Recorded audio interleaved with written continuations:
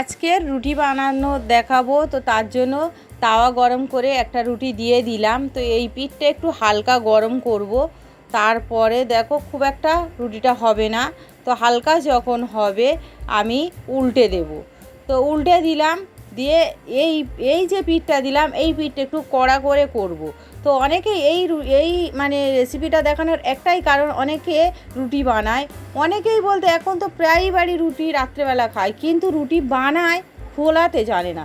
তো সেই জন্য কিন্তু আজকের আমি এই রেসিপিটা বানানো। তো দ্বিতীয় পিঠটা একটু ভালো করে যখন সেঁকে নেওয়া হয়ে যাবে তারপরে উল্টে দিতে হবে। তারপরে উল্টে দেওয়ার পরে একটা পরিষ্কার কাপড় নিয়ে এইভাবে আস্তে আস্তে হাত দিয়ে একটু প্রেস করলে কিন্তু খুব সহজেই রুটিটা ফুলে যাবে। দেখো কতটা ফুলে গিয়েছে।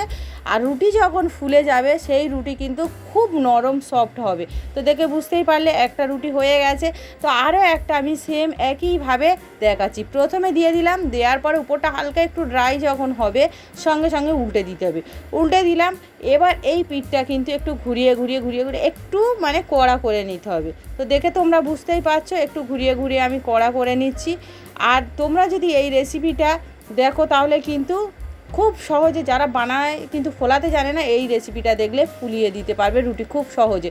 আর দ্বিতীয় পিঠটা উল্টানোর পরেই কিন্তু মোটামুটি এইভাবে একটু কাপড়ের সাহায্যে প্রেস করলে রুটিটা ফুলে যাবে। দেখে বুঝতে পারছো এটাও ফুলে গিয়েছে। তো একইভাবে আরও একটা দেখো আমি মুছে নিলাম, তারপরে আবারও তাওয়ার মধ্যে একটা রুটি দিয়ে দিলাম। তারপরে যখন এই পিঠটা একটু হালকা গরম হয়ে যাবে সঙ্গে সঙ্গে উল্টে দিতে হবে। তো উল্টে দেওয়া হয়ে গেল।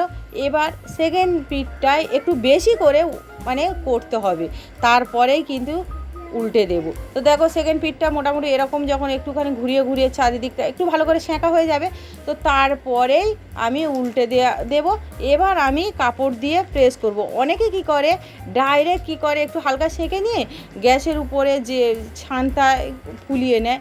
আমার মন বলে ওর থেকেই এইভাবে খেলে এতে আমার মন বলে একটু হলেও ক্ষতিটা কম বা এটা ভালো হয়। সবাই তো আর ওইভাবে পারে না। দেখো কতটা ফুলে গিয়েছে।